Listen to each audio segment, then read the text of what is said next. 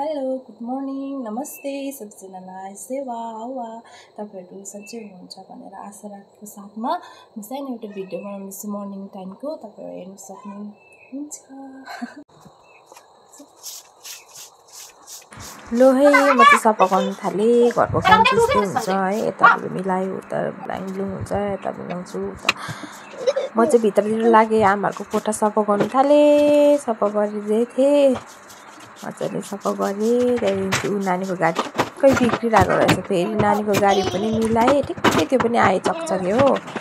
त्यसले वाक्कै लाउँछ नि, नत्र त मलाई कुदेको छ हो। अन्त म पनि त्यसलाई कराउँदै त्यसलाई सफा गर्दै थिएँ। त्यहाँदेखि दैलोमा आइपुगेँ, दैलोको चाहिँ मैलाहरू थियो त्यहाँ अलिक, त्यहाँनिर मुनि चाहिँ अलिकति उयो भइरहेछ नि त, ड्यामेज फाटिरहेछ, त्यसको मुनि चाहिँ पुरा मैला पस्छ नि त। सफा सुग्घर गर्दै थिएँ। बाहिर बरन्डा चाहिँ पुरा ठुलो छ हाम्रो हो।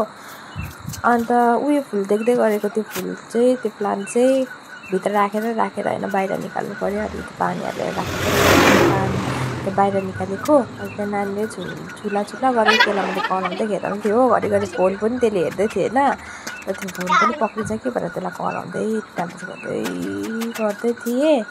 त्यहाँदेखि गर्दा मैलाहरू पनि फ्याँकेँ, काम बल्ल सक्यो।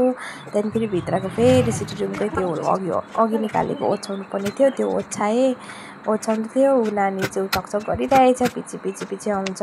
कति बेसी चकचक गर्छ, यति बेसी हिँड्छ कि गाइस। मैले यस्तो मेहनत गरेर मैले यहाँ सफा गरेन हौ, यहाँ न नानीले झराइदिइरहेको छ। घरको सबै काम सकिसकेर, सबै त के भन्नु तल्लो रुम सबै गर्नुपर्ने छ, तर म खरायोलाई खाना दिनु आएँ। त्यसलाई घाँस अलिअलि हाल्दै त्योसँग बोल्दै थिएँ। त्यहाँदेखि किनम घाँसहरू हालिदिएँ। ऊ पुरा भोक लागेको रहेछ हो खरायोलाई चाहिँ। त्यहाँदेखि त्योसँग गफ गर्दै हाल्दै थिएँ मैले खरायोलाई। अन्त यो चाहिँ केटा रहेछ, यो चाहिँ केटी रहेछ, यो चाहिँ केटी, ऊ पराको चाहिँ केटा। यो चाहिँ बाहिर निक्लिनु मान्छ कि अर्को चाहिँ निक्लिनु मान्दैन हो। हराउँछ भने डर लाग्छ नि त बाहिर निकाल्नु पनि, पुरा उफ्रिन्छ नि त। अन्त त्यहाँदेखि म चाहिँ नुहाउनुतिर लाग्यो हो। मुख छोपिरहेको छ सरम लागेर हो मेरो, म चाहिँ पुरा काली छु है भन्दै थिएँ, जिस्किँदै ओह्रालो झर्दै थिएँ। त्यहाँदेखि हिँड्दैछु, तल्लो घर गएको नि त। यही लुगामा नुहाउनु पऱ्यो, गरम भयो नि त काम गर्दा अन्त यही लुगामा नुहाएर चाहिँ यो लुगा चाहिँ अघि बिहान त फेरेको भन्दै म यहाँनिर आफै बोल्दै झरिरहेको थियो हो। अनि त्यो अघि बिहान फेरेको लुगा, अनि त्यही कारण म नुहाउनुतिर लागेँ। नुहाएर आएर त्यहाँदेखि फेरि आफ्नो रुम सफा गर्नु लागेँ। ल्याङफ्याङ थियो यहाँको तोसक चाहिँ, मैले नानीले मुत्यो भनेर घाम लागिरहेको थियो नि त, घाम लागेर अन्त आज चाहिँ सुकाएँ हो। तोसकहरू सुकाएँ, पुरा मुच्छ नि त त्यो अचेनमा, अन्त घाम लाग्दैन त्यही कारणले। अन्त आधी प्याम्पर्सहरू लगाइदिन्छु बेलुका सुत्दाखेरि हो। आजकल चाहिँ कोही बेला लगाइदिन्छु प्याम्पर्स, पानी पुरा परेको छ भने, नत्र म लगाइदिन्नँ। त्यहाँदेखि यतापट्टि फेरि अर्को रुम आयो, यो चाहिँ गेस्ट रुम हो हाम्रो हो। त्यहाँदेखि गेस्ट रुमको पनि बेड कभर नफेरेको निकै दिन भएको थिएँ। अन्त यसो सोचेँ म त बेड कभर पनि फेरिदिनु पऱ्यो भनेर। त्यहाँदेखि बेड कभर फेर्नुतिर लागेँ गाइस। अब चाहिँ म मजाले टक्क मिलाएँ बेड कभर, अल्छी नमान्ने होइन। भिडियो बनाउँदैछु नि त, भिडियो बनाउँदाखेरि त अल्छी पनि लाग्दैन, टक्कै मिलाएँ बेड कभर, अल्छी नगरेन। अन्त टक्कै त्यो पनि ओछ्याएँ हो, इन्ट्रेस्ट गरेर। अब अल्छी नलागिकन काम गर्दैछु म हो।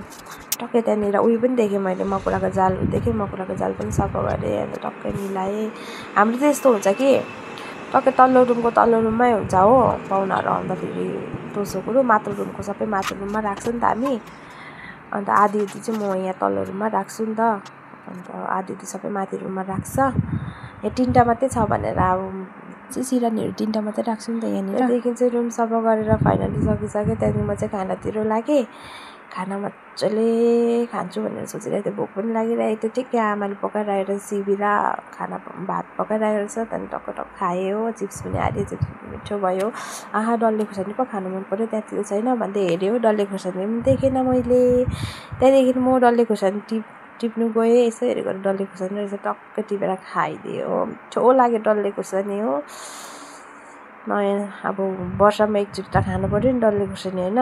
खास चाहिँ म डल्ले खुर्सानी खानु हुँदैन नि त पाइलले गर्दा, तर पनि अब देखेपछि खानु मन लाग्छ हो। अन्त त्यहाँनिर ठिक्कैको मान्छे बाहिर आएछ हो। हेर्दै थिएँ खाँदै थिएँ रोड छेउमा। अब अनेक किसिम को आउँछ नि त, अन्त खाना खाने बेलामा म याद छोड्दै भनेर आफ्नै उयसमा लागेँ सुरमा लागेँ मजाले मिठो भइरहेको थियो आमाले सिमी बनाएको थियो यो सिमी चाहिँ फेरि घरमै फलेको नि त हाम्रो ओके गाइस बाई बाई मेरो भिडियो मन पऱ्यो भने लाइक एन्ड सब्सक्राइब गर्नु नभुल्नुहोस् होला बाई बाई सी यू